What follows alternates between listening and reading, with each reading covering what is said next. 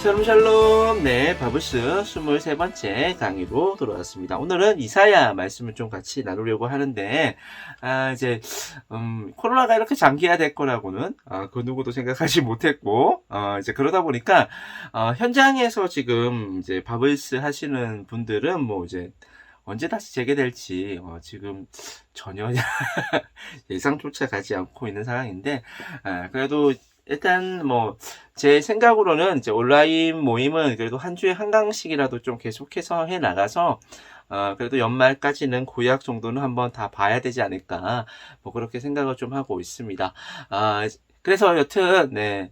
조금씩이라도 계속해서 이제 남은 이제 선지서들 계속해서 좀 볼 수 있도록 좀 열심히 서로 힘을 좀 내봤으면 좋겠습니다. 오늘은 이사야 말씀을 좀 같이 이제 좀 이사야라는 어떤 성경책을 좀 살펴보려고 하는데, 이제 구약에서 가장 볼륨이 큰 책이 바로 이사야죠. 이제 66장까지 있습니다. 거기에다가 이 이사야를 읽어 나가는 것이 일단은 여러분들 입장에서는 좀 만만치 않다, 쉽지 않다, 라는 게 제 생각도 제 생각이지만 여러분도 아마 그렇게 생각하실 거라고 저는 생각을 합니다. 이사야를 한번 이제 읽으려고 도전해 보셨던 분들은 여러분들이 읽어 나가기에는 만만한 책은 아니다. 그런데 이사야를 읽지 못하면 신약 성경을 이해할 수 없는 부분들이 너무 많다. 그래서 이사야는 반드시 또 읽어 나가야 하는, 우리에게 부담이 되고 좀 어려운 책이지만 반드시 읽어 나가야 하는 책이 바로 이사야이기 때문에 오늘 이제 이 바블스 요 시간이 여러분들이 이사야 말씀을 좀 읽어 나가는데 눈꽃만큼이라도 도움이 되기를 소망하면서 오늘 이사야 말씀 함께 나눠보도록 하겠습니다. 자, 출발해 보도록 할게요. 네. 이사야는 신약 성경에서 가장 많이 인용된 성경이 바로 이사야이기 때문에 이사야를 제대로 이해하지 못하면 신약 성경을 이해할 수 없습니다. 그래서 이사야를 제대로 이제 반드시 이해를 해야 한다라는 게 오늘 이제 첫 번째 제가 여러분들에게 강조드리고 있는 부분입니다. 이사야는 예수님도 참 많이 인용하셨고, 특별히 이제 누가복음, 사도행전 이 연결고리를 이어나가는 데 있어서 저는 이사야가 되게 크리티컬하게 작용한다고 생각하고 있습니다.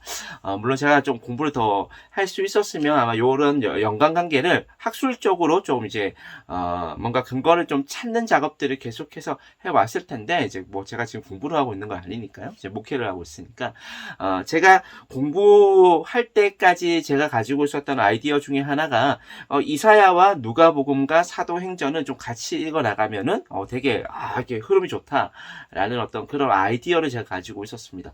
그래서 저는 뭐 예수님도 그렇고 뭐 사도 바울도 그렇고 이 누가 이제 많은 신약 성경의 저자 중에 이 누가라는 사람이 이사야에 대해서 되게 이해도가 좋았다. 그래서 이 이사야를 가지고 와서 신약 성경에서 이사야가 이야기하고 있었던 그 구약의 약속들이 어떻게 성취되는지를 누가복음과 사도행전을 통해서 기술하고 있지 않는가라는 이런 어떤 흐름들 가운데서 성경을 좀 바라보려고 합니다. 물론 뭐 저만 이렇게 생각하는 것은 아니겠죠. 이제 많은 학자들이 그렇게 이제 이사야 성경 읽는 것을 계속해서 제안해왔고, 저 역시 뭐 이사야를 뭐 읽어 나가는 방법들이 참 많겠죠. 그럼에도 불구하고 제가 오늘 여러분들과 같이 좀 이야기하고자 하는 이사야 읽기 방법은 그래도 좀 스탠다드하게 계속 여러분들 이렇게 메인스트림에서 좀 읽어 나갈 수 있는 그런 어떤 방향들을 좀 제시를 해 보고자 합니다. 자, 이사야는 몇 장까지 있습니까? 66장까지 있습니다. 그래서 이사야가 66장까지 있기 때문에 이제 성경의 어떤 뭐 축약판이다 라는 이야기를 많은 학자들이 참 해왔습니다. 왜 그럴까요? 성경이 몇 권이죠? 성경도 66권. 그렇죠. 성경도 66권. 구약 성경 39권, 신약 성경 27권. 그래가지고 39, 27로 외우면 대박입니다. 39, 27. 39, 구약, 27, 신약 합쳐서 66권. 이게 바로 성경의 어떤 구약 성경과 신약 성경의 어떤 구조인데. 네. 그런데 이사야도 똑같은 구조로 되어 있습니다. 이사야 1부가 39장, 2부가 27장. 그래가지고 이 39장, 27장 합치가 또 66장이잖아요. 그래서 이 이사야를 성경 전체의 어떤 축약판이다라고 많은 학자들이 이야기를 해 왔습니다. 그도 그럴 것이 이사야가 살아생전에 전했던 그 메시지, 그게 바로 이사야 1부입니다.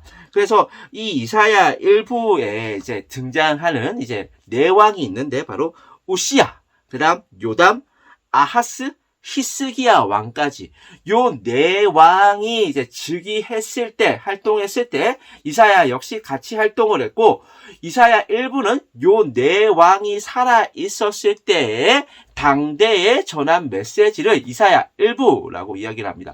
몇 장까지요? 39장까지.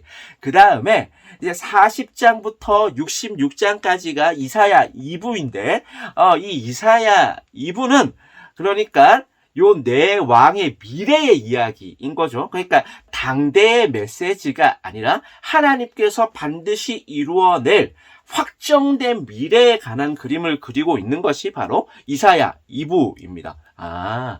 이사야 1부는 살아 있었을 때 이 요담, 우시야, 아하스, 히스기야 왕, 요 네 왕 때의 이야기를 다루고 있다면, 당대에 전한 메시지를 다루고 있다면, 이사야 2부는 무슨 메시지라고요? 하나님께서 반드시 하나님의 약속을 성취해낼 그 확정된 미래에 대한 그림을 그리고 있습니다. 자, 요렇게까지 하면 이사야 전체적인 어떤 구조에 관한 이야기는 조금 정리가 되었을 것이라고 생각합니다. 자, 그런데 이사야 전체를 관통하는 질문은 이제 여기서 반드시 이제 우리가 기억을 좀 해야 할 필요가 있습니다. 자, 이사야 전체를 관통하는 가장 중요한 질문은 무엇이냐면 바로 여호와의 종은 누구인가라는 질문입니다. 뭐라고요? 이사야 전체를 관통하는 질문은 여호와의 종은 누구인가? 라는 이 관점에서 이사야 전체를 읽어 나가셔야 합니다. 이사야를 읽어 나갈 때는 그냥 막 읽어 나가는 것이 아니라 여호와의 종이 누구인가? 라는 이 분명한 관점을 가지고 읽어 나가야 하는군요. 네, 맞습니다. 이사야는 그렇게 읽어 나가셔야 합니다. 자, 그래서 이사야 1부에서는 진정한 여호와의 종이 누구인가에 대한 이야기들을 계속해서 해오고 있습니다. 그리고 나서 이사야 2부에는 이 진정한 여호와의 종이 다름이 아니라 고통받는 종이었고, 이 고통받는 종의 사역을 통해서 여호와의 종들이 탄생한다라는 것이 바로 이사야 2부의 내용입니다. 처음 들어보는 이야기라고요? 네. 뭐, 그러실 수 있습니다. 이사야서를 우리가 제대로 언제 한번 읽어 나가 볼 어떤 기회도 아마 적었을 것이고요. 이사야서는 보통 우리가 이제 이 성경 구절을 이렇게 좀 띄워가지고 여기저기서 띄워가지고 이사야서에서 이런 성경 구절이 나와 뭐 이런 건 잘 알고 있죠. 뭐 오직 여호와를 앙망하는 자는 새 힘을 얻으리니 독수리가 날개치며 올라감 같을 것이요 다른 박질하여도 곤비하지 아니하겠고 걸어가도 피곤하지 아니하리로다. 뭐 이런 성경 구절들 뭐 상한 갈 때 나오는 거 있잖아요. 뭐 그래가지고 뭐 상한 갈 때를 꺾지 아니하고 꺼져가는 등불을 끄지 않는 이런 성경 구절 읽어 나가면서 마음의 위로도 막 받고 그래서 성경 구절을 이렇게 떼어가지고는 이사야서에서 나왔던 성경 말씀이군요 라고 우리가 알고 있지만, 이사야서 전체를 처음부터 끝까지 쭉 한 흐름에서 읽어 나가시는 성도님들은 이제 극소수다. 아마 청년들이 그렇게 성경을 읽어 나가시는 분이 계시다면 저는 짱. 저보다 더 나을 수 있습니다. 네. 짱짱짱. 네. 그런 분들은 그냥 짱짱짱이라고 생각하시면 되고, 하나님께서 여러분들에게 부어주신 그 은혜를 정말로 누리면서 이미 누리면서 살아오고 계셨기 때문에 그것만으로도 네, 짱짱짱 네, 드립니다. 네.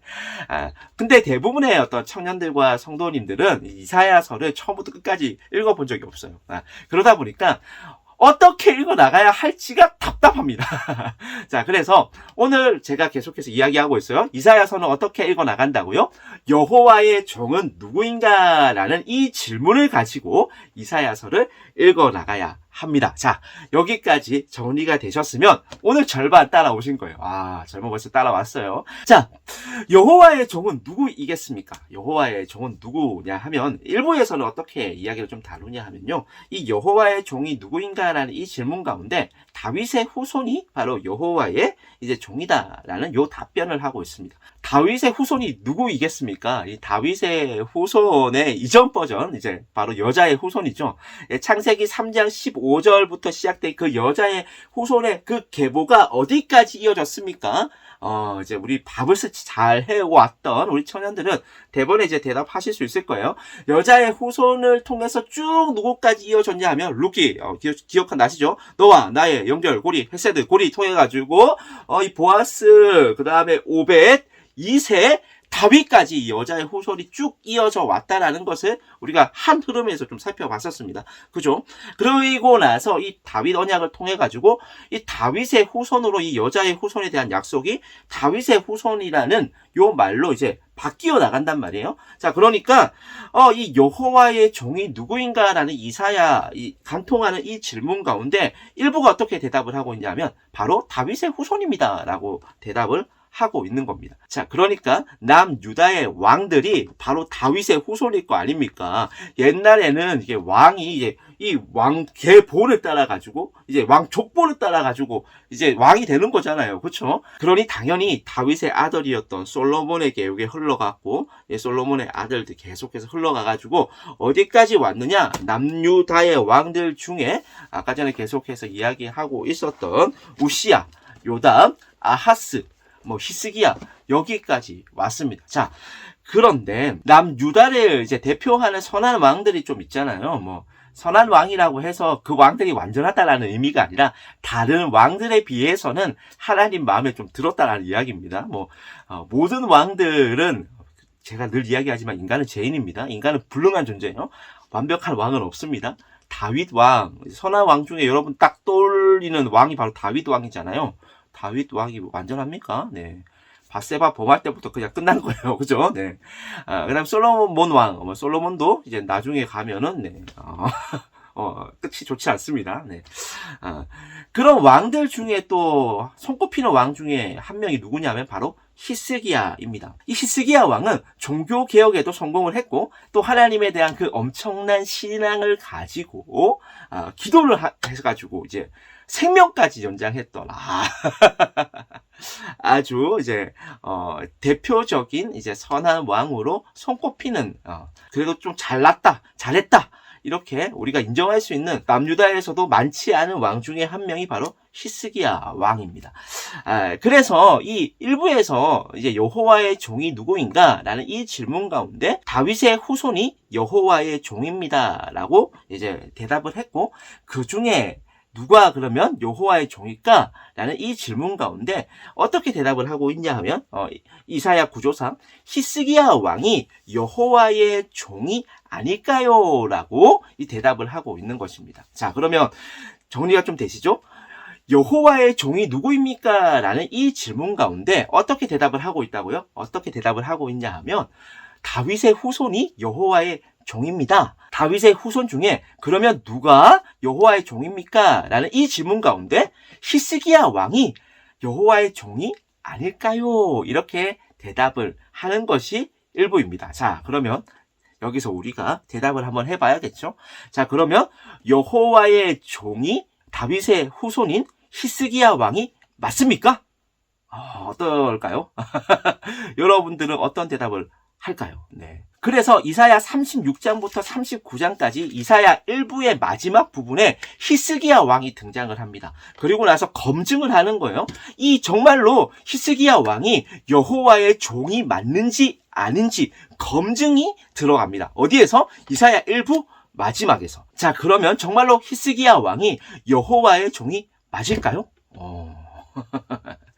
39장을 좀 보면요. 39장은 한번 여러분들도 한번 찾아봤으면 좋겠습니다. 자, 이사야 39장은 어떤 내용이냐 하면, 이사야가 이제 병들었다가 나았잖아요. 그래서 기도해가지고 생명이 연장되었단 말이에요. 그래가지고 이웃 나라였던 이 바벨론의 왕, 이제 이름이 좀 힘들어요.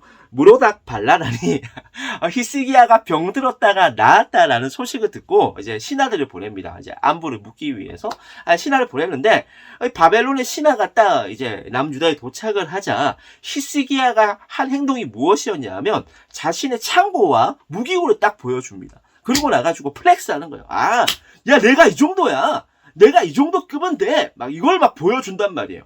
자, 그래서 선지자 이사야가 히스기야 왕에게 뭐라고 이야기를 했을까요? 자, 39장 6절 말씀을 좀 보겠습니다. 보라, 날이 이르리니 내 집에 있는 모든 소유와 내 조상들이 오늘까지 쌓아둔 것이 모두 바벨론으로 옮긴 바 되고 남을 것이 없으리라. 여호와의 말이니라. 자, 여러분, 망한다는 이야기입니까? 앞으로 잘 된다는 이야기입니까? 이게 망한다는 이야기잖아요. 히스기야 왕이 교만한 거예요. 히스기야 왕이 교만해서 자신을 플렉스 한 거고, 야, 내가 이 정도 급이야.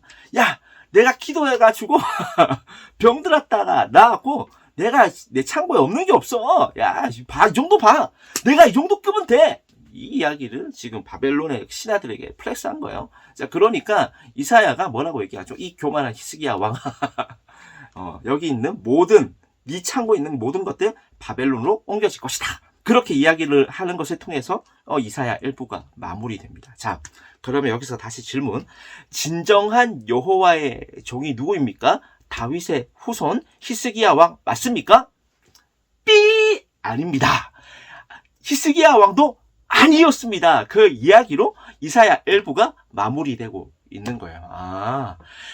히스기야 왕이 아무리 종교개혁을 하고 아무리 그 살아생전 가운데 하나님을 위해서 많은 일들을 했음에도 불구하고, 그래서 기도해서 자신의 생명을 연장시키는 그 대단한 신앙을 보였음에도 불구하고 히스기야 왕 역시 죄인이었고, 히스기야 왕 역시 불능한 인간이었고, 히스기야 왕 역시 한계를 분명히 가졌던 인물이군요 라고 이사야 1부가 우리에게 대답을 하고 있단 말이에요. 거기에다가 히스기야 왕의 아들 히스기야의 뒤를 이어서 남유다의 왕이 된 사람이 누구입니까? 므낫세. 남유다 최악의 왕 므낫세.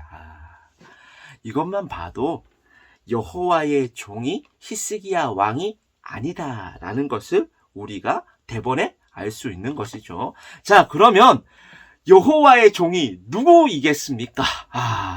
여호와의 종이 누구일까요? 제가 이 선지서 개관을 하면서 이 대선지서에는 한 조각씩 이제 퍼즐이 있다라고 이야기를 했어요. 이 키워드 하나씩이 등장을 하는데 마찬가지예요. 이사야서 역시 이 4개의 어떤 조각 중에 한 가지 핵심 키워드가 등장을 합니다. 자, 그러면 여호와의 종이 누구이겠습니까? 이 질문에 이사야가 어떻게 대답을 하고 있냐 하면요.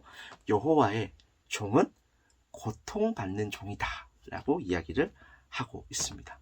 여호와의 진정한 종은 누구라고요?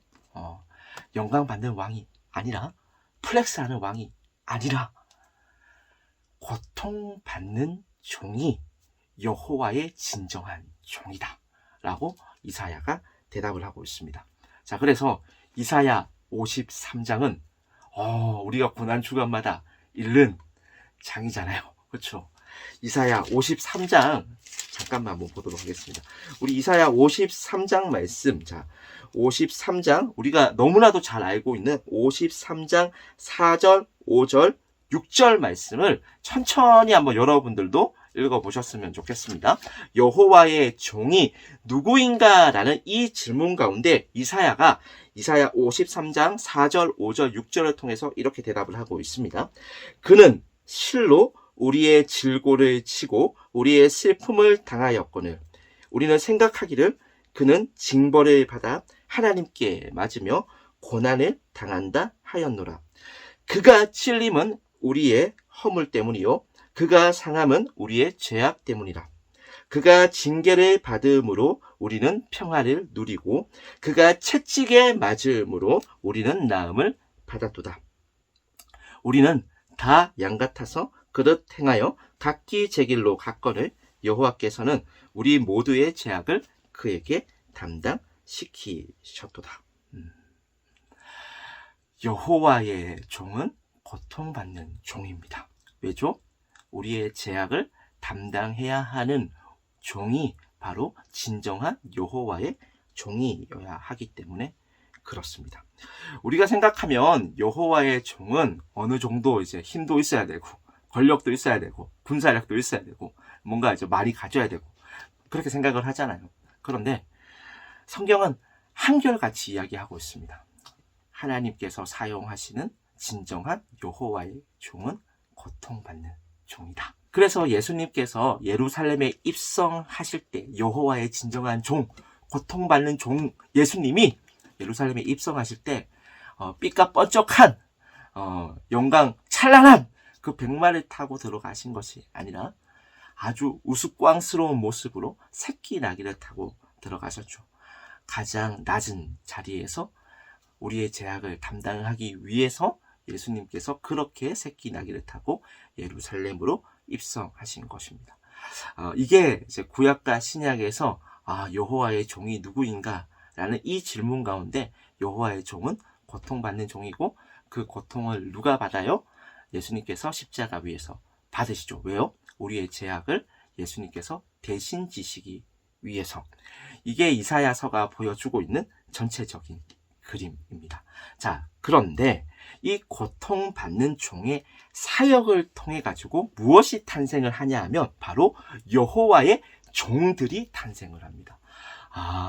이사야는 여호와의 종이 진정한 종은 고통받는 종 이걸로 끝나는 게 아니라 고통받는 종의 사역을 통해서 무엇이 나온다고요? 여호와의 종들이 나온다고요. 자, 여호와의 종들은 어떤 자들이냐? 이사야 61장 6절 말씀을 좀 보겠습니다. 이사야 61장 6절 말씀이에요. 오직 너희는 여호와의 제사장이나 일컬음을 받을 것이라. 사람들이 너희를 우리 하나님의 봉사자라 할 것이며. 여호와의 종들을 통해서 하나님의 봉사자들이 탄생을 하는 겁니다. 그렇죠? 자, 거기에다가 이사야 65장 9절 말씀을 보면요.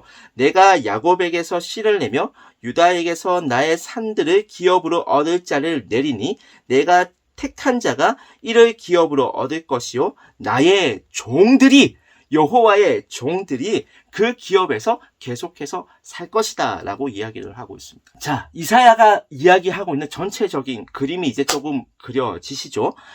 여호와의 종이 누구입니까? 라는 이 질문 가운데 이사야서는 고통받는 종이야말로 여호와의 진정한 종입니다 라고 대답을 하고 있고 이 고통받는 종의 사역을 통해서 여호와의 종들이 탄생을 합니다 라고 우리에게 이야기를 해주고 있는 겁니다. 그리고 그 여호와의 종들은 하나님의 기업을 받아서 살아갈 자들이며 하나님의 봉사자이며 이사야 42장 1절부터 6절까지의 말씀을 보면 하나님께서는 이 여호와의 종들을 무엇으로 세우시냐 하면 이방의 빛으로 세우신단 말이에요. 여호와의 종들을 통해서 하나님은 이방 가운데 복음을 비추어 나가실 것입니다. 자, 이게 바로 이사야가 전체적으로 그려주고 있는 그림이에요. 고통받는 종의 사역을 통해서 여호와의 종들이 탄생을 하고 이 여호와의 종들을 통해서 이방의 빛을 비출 것이다.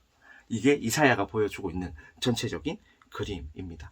자, 그런데 아직까지 안 끝났어요. 자, 이 여호와의 그러면 종, 고통받는 종은 누구입니까? 라는 이 질문 가운데 그래도 좀 힌트를 줘야 되잖아요. 그래서 이사야서는 고통받는 종이 바로 누구냐 하면 이사야 9장에서 임마누엘이라고 대답을 합니다. 여호와의 종, 고통받는 종이 임마누엘이군요. 그 임마누엘이 어떤 의미입니까? 하나님께서 우리와 함께 하신다라는 의미를 가지고 있습니다. 자, 그래가지고 제가 자, 그래가지고 제가 대선지서 이사야, 예레미야, 에스겔, 다니엘 다 이렇게 마치고 나면 요 네 가지 퍼즐에서 한 조각씩 나온 거 가지고 전체적인 그림을 모아서 한번 보여드릴 거예요. 자, 전체적인 그림이 딱 나오면 제가 왜 지금 임마누엘을 또 이사야 강의 후반부에 강조를 하고 있는지를 여러분들이 대번에 파악하실 수 있을 것입니다. 자, 오늘은 어디까지 딱 기억을 하냐 하면 고통받는 종이 임마누엘이군요. 그리고 그 임마누엘, 고통받는 자의 사역을 통해서 여호와의 종들이 탄생을 했군요. 여기까지 여러분들이 딱 기억을 하고 있으면 오늘 강의 잘 들으신 것입니다. 이사야를 이런 관점에서 좀 읽어 나가시다 보면요, 이사야의 전체적인 그림이 좀 보여지실 것이고, 이 이사야의 전체적인 그림이 신약 성경에 딱 들어맞는다라는 것을 우리가 알 수 있습니다. 자, 제가 이미 다 스포를 했잖아요. 그죠? 여호와의 종, 진정한 종은 누구입니까? 고통받는 종이고, 그 고통받는 종이 이사야에서는 어떻게 이제 불리고 있습니까? 임마누엘이라고 불리고 있어요. 자, 그 임마누엘, 고통받는 종이 누구입니까? 예수 그리스도입니다. 자, 그리고 이 고통받는 자 임마누엘의 사역을 통하여서 무엇이 탄생한다고요? 여호와의 종들이 탄생을 합니다. 여호와의 종들이 탄생을 해서 이 여호와의 종들이 어떤 역할을 한다고요? 하나님의 봉사자가 되어서 이방의 빛을 비추는 역할을 하게 될 것입니다. 자, 그래서 제가 이사야서는 이제 누가복음과 사도행전이 딱 그림이 딱 맞다. 누가가 이 이사야서에 대해서 상당히 이해도가 좋았다. 자, 누가복음에서 무엇을 강조하죠? 예수님의 십자가 사역을 강조하죠. 그렇죠? 그 예수님의 십자가 사역을 통해서 사도행전에서 무엇이 탄생했습니까? 여호와의 종들. 어떤 그림으로요? 교회로 탄생을 하죠. 대박. 이사야의 그림이 누가복음, 사도행전을 통해서 그대로 성취가 되었군요. 하나님의 약속은 그냥 구약에서 머무르고 있는 것이 아니라 신약 성경에서 반드시 성취된 그림으로 우리에게 이미 보여졌군요. 그리고 그 그림은 신약 성경, 그러니까 초대교회에서만 머무른 것이 아니라 지금 우리에게도 유효한 하나님의 약속이자 말씀이군요. 네, 그렇습니다. 하나님은 지금도 예수 그리스도, 고통받는 종, 임마누엘의 사역을 통하여서 지금도 여호와의 종들을 만들어내고 계십니다. 그리고 이 바블스 강의를 듣는 여러분이 바로 여호와의 종들입니다. 그래서 우리가 하나님의 봉사자이고 이방의 빛을 비추는 교회가 된 것입니다. 여기까지 딱 이해를 하면 정말 이사야서를 반드시 읽어봐야겠군요 라는 마음이 뿜뿜 올라와야 하는데 어떨지 잘 모르겠습니다. 자, 그래서 오늘 이사야서 이제 강의를 좀 마무리하려고 하는데 여러분들께서 반드시 기억해야 하는 질문이 뭐라고요? 이사야서는 여호와의 종이 누구입니까? 라는 그 질문을 계속해서 여러분에게 던지고 있습니다. 자, 그러면 여러분이 어떻게 대답해야 할까요? 다윗의 후손입니다 까지는 좋은데 다윗의 후손 히스기야입니다. 맞아요? 틀려요? 아니었다라는 것이 일부의 결론이었습니다. 아무리 잘난 인간도, 아무리 잘난 다윗의 후손, 그 왕의 계보를 가진 자들도 인간의 한계를 가지고 있는 불능한 존재고 죄인일 뿐이다 라는 것이 이사야 일부의 내용이었습니다. 자, 그러면 여호와의 진정한 종은 누구이겠습니까? 고통받는 종, 임마누엘. 그래서 우리를 대신해서 채찍을 맞으시는 십자가 위에서 우리를 대신해서 우리의 죄악을 담당하시고 죽으시는 그 종이야말로 고통받는 진정한 여호와의 종이었다라는 것을 이사야서가 우리에게 이야기해 주고 있습니다. 그것으로 끝나는 것이 아니라 이 고통받는 종, 임마누엘의 사역을 통해서 무엇이 탄생한다고요? 여호와의 종들이 탄생을 합니다. 그리고 그 여호와의 종들이 탄생해서 하나님의 봉사자가 되어서 이방의 빛을 비추는 거예요. 그게 사도행전에서 어떤 그림으로 성취된다고요? 교회의 그림으로 성취된다 라는 것을 이제 여러분이 이사야 말씀을 통해서 딱 정리하시면 좋을 것 같습니다. 자, 이제 다음 시간에는 예레미야와 예레미야 애가로 제가 좀 돌아오도록 하겠습니다.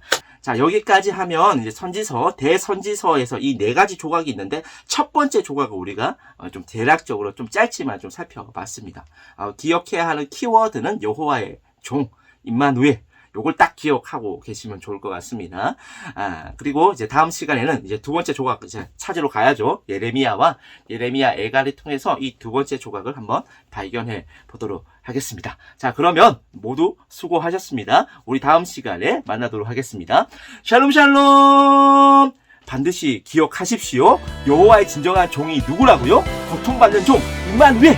그 임마누엘의 사역을 통해서 누가 탄생을 했다고요? 여호와의 종들, 교회가 탄생했다고요. 빠밤.